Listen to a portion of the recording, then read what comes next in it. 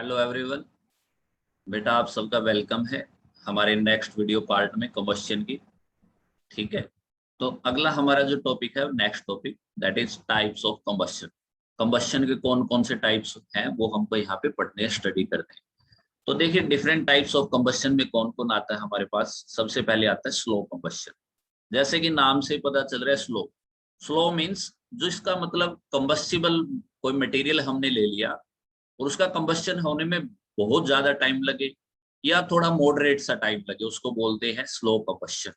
देखिए when a combustible material when a combustible material burns at a slow or moderate rate its combustion is called slow combustion। जैसे पहले गांव में ना काऊ डंग से बने हुए उपले गोबर के उपले यूज करते थे, तो वो उनका इनकम्प्लीट कंबस्शन होता रहता था। वो कभी कंप्लीट होते ही नहीं थे, उनका कंबस्शन चलता ही रहता था। ठीक है ना। और क्या होता था, धुआं धुआं धुआं धुआं चलता रहता था और बहुत लंबे टाइम के बाद वहां पे क्या होती थी, आग जलती थी। ठीक है, तो ऐसे ही कुछ एग्जाम्पल यहाँ पे भी दे रखे हैं हमारे पास। आप देख सकते हैं यहाँ पे जो जो एग्जाम्पल दे रखे हैं। ठीक है, कौन कौन से एग्जाम्पल दे रखे हैं बेटा पढ़िए इसमें। देखिए slow combustion usually occur when there is an insufficient supply of air. मतलब जितनी एयर चाहिए उतनी सप्लाई ना हो एयर की, उससे कम सप्लाई एयर की आ रही हो, ऑक्सीजन कम मिल रही हो।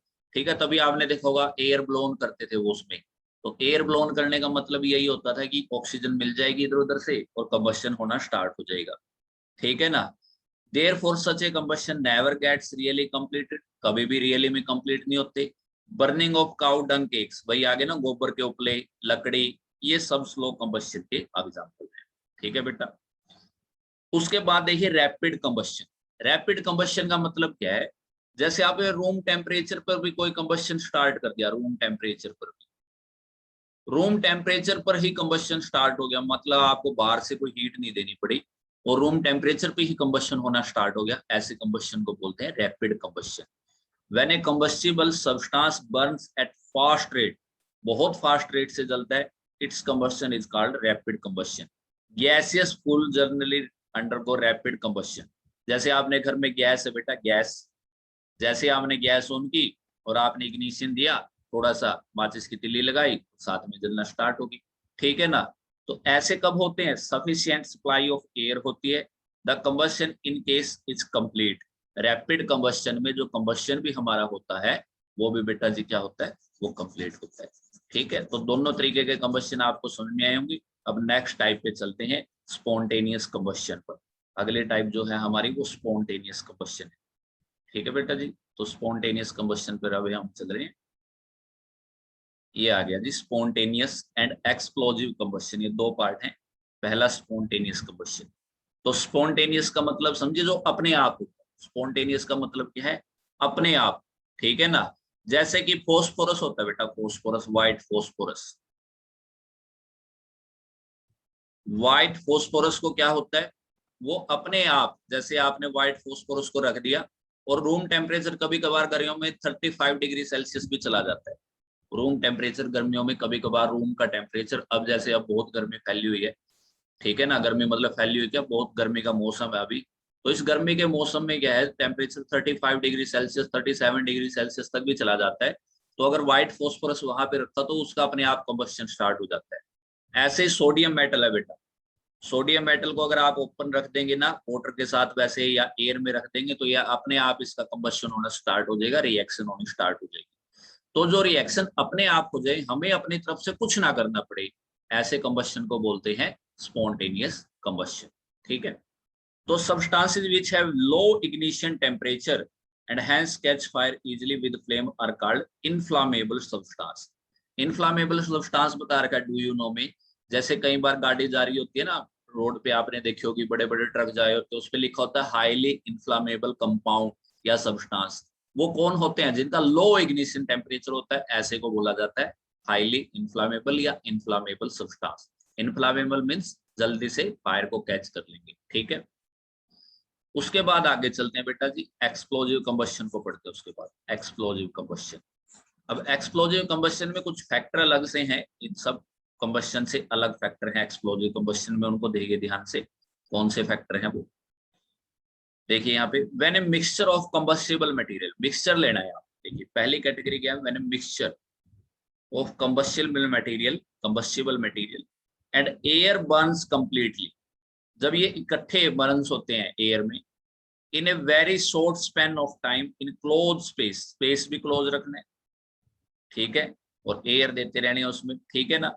N explosive combustion can take place, the combustible material in such case burns uncontrollably in free supply of air and releases a very large amount of heat, this often produce the sound of explosion, ठीक है ना।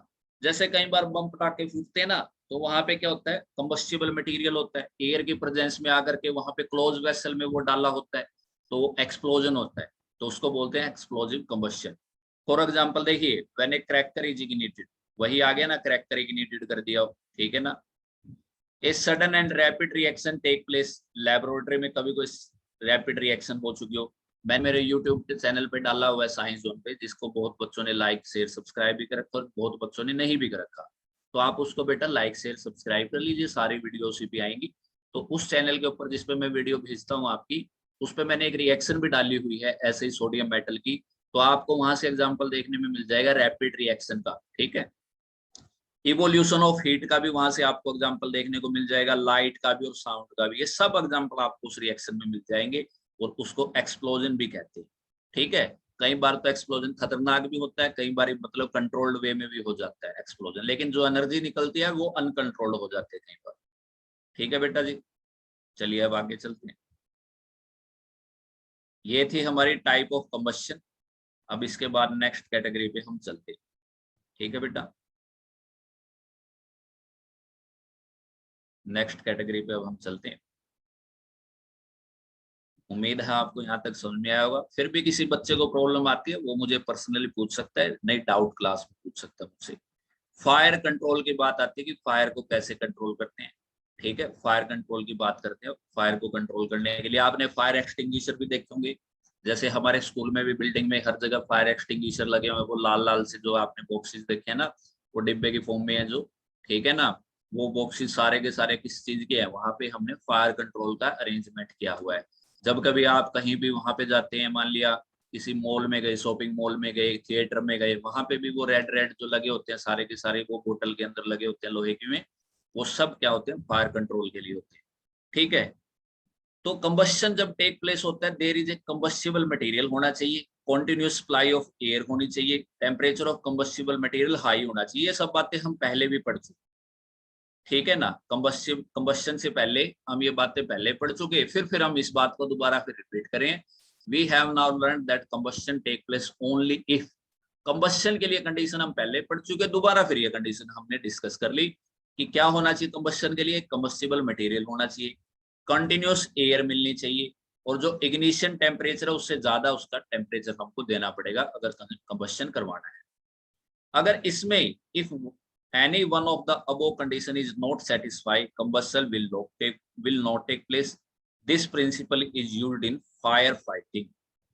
Fire, आग से लड़ने के लिए इनमें से प्रिंसिपल यूज किया जाता है, या तो एयर को रोक दो, कंबस्टिबल मटेरियल को हटा दो, टेम्परेचर लो कर दो, लेकिन इनमें से कोई नहीं हो सकता, पहले वाला और तीसरे वाला तो बिल्कुल नहीं हो सकता। जब आग लग गई तो कंबस्टिबल मटेरियल तो था ही वहां पे, टेम्परेचर भी उसको ज्यादा मिल चुका, एयर की सप्लाई हम रोक सकते हैं, और उसी के लिए फायर एक्सटिंग्विशर बनाए जाते हैं, ठीक है ना। तो हम इनमें से इस पॉइंट को रोक सकते हैं, देखिए मैं इसको रेड मार्क कर रहा हूँ, इस पॉइंट की हेल्प से हम क्या कर सकते हैं, फायर को एक्सटिंग्विश कर सकते हैं, फायर के साथ फाइट कर सकते हैं। In any kind of fire, if some combustible material which catches fire, we must take precautions so that the relevant combustible substance does not get heated up to its ignition temperature. Places like petrol station have highly combustible substances.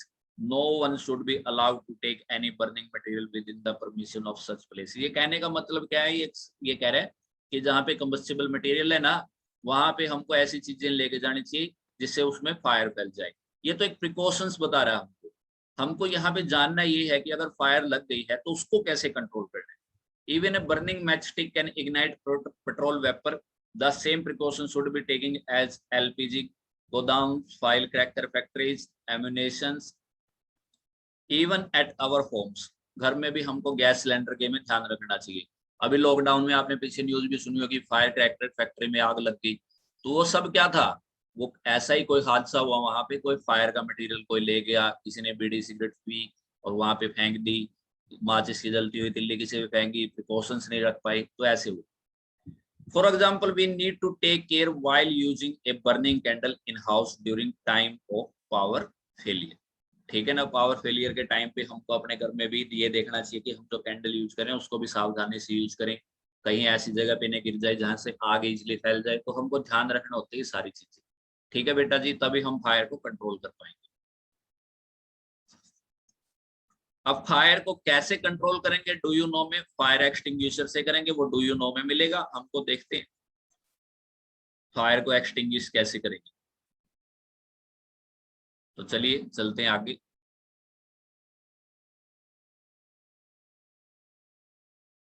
देखिए ये कह रहा है हमको कि fire को extinguish करने के लिए या तो हम क्या करते हैं, सप्लाई ऑफ एयर को कट करते हैं, और लोअरिंग टेम्परेचर कंबस्टिबल मटेरियल का करते हैं। For example, if cloth of a person catch fire, person should be immediately wrapped in a thick blanket, मतलब कंबल में लपेट देना चाहिए। This will cut off the supply of air and will stop die shoot. ये important point है, ये बहुत ज्यादा इंपॉर्टेंट पॉइंट, इस पॉइंट को आप मेंशन कर लिया, this is very important point.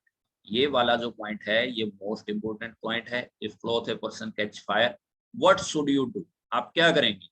अगर किसी पर्सन के क्लॉथ ने फायर को पकड़ लिया तो आप क्या करेंगे, उसको रैप कर देंगे, लपेट देंगे उसको, किसमें, थिक ब्लैंकेट में। क्या होगा इससे, ये भी पूछ सकता है कि थिक ब्लैंकेट में क्यों लपेटना चाहिए। This will cut the supply of air and the fire will stop और डाई डाउन। डाई डाउन का मतलब क्या, धीमा हो जाना। Sand can be used to cut the supply of air in case fire produced by kerosene petrol. अगर kerosene petrol से fire फैल लिया तो वहां पे रेत फेंक दो। Water can also be poured over burning material to lower its temperature below ignition temperature. However, water should not be used to extinguish fire caused by electric short circuit। जैसे ट्रांसफार्मर वो वगैरह में आग लगी है या इलेक्ट्रिकल वायर में आग लगी है, वहां पे पानी नहीं फेंकना चाहिए क्योंकि वो कंडक्टर होता है। ठीक है जी। उसके बाद है a fire caused by oil और gas need to be extinguished by carbon dioxide fire extinguisher. तो इस तरीके के फायर एक्सटिंग्विशर यूज करने चाहिए। ठीक है, कौन से, अगर किससे फैले, ऑयल और गैस से फैले, स्पेशल टाइप के ऑयल और गैस से फैले। जैसे वैसे तो पेट्रोल केरोसिन से, सैंड से भी कर सकते हैं, लेकिन बड़ा जल्दी करने के लिए किससे करते हैं, ऑयल और गैस के बनाए, मतलब ऑयल और गैस को एक्सटिंग्विश करने के लिए फायर एक्सटिंग्विशर बनाए गए हैं, जिसमें क्या होता है, कार्बन डाइऑक्साइड यूज होती है। अब आपके सामने तो आपने तो देख लिया कार्बन डाइऑक्साइड है सर, और कार्बन डाइऑक्साइड डालेंगे ऑक्सीजन की सप्लाई रुक जाएगी, लेकिन इसके पीछे एक बहुत अच्छी केमिस्ट्री है। वो केमिस्ट्री हम नेक्स्ट क्लास में डिस्कस करेंगे। उस केमिस्ट्री से ही हमको पता चलता है कैसे फायर एक्सटिंग्विशर काम करते हैं। तो डू यू नो में कल मैं आपको इसकी केमिस्ट्री समझाऊंगा। तब तक के लिए आप सबका थैंक यू। चैनल को सब्सक्राइब जरूर करें, शेयर करें। अगर कोई डाउट है तो आप मुझसे पूछ सकते हैं, आप मेरे पर्सनल नंबर पर मुझसे कांटेक्ट कर सकते हैं। जिस दिन हमारी डाउट क्लास होगी हम उस दिन आपकी डाउट क्लास ले लेंगे बेटा, ठीक है ना। तब तक के लिए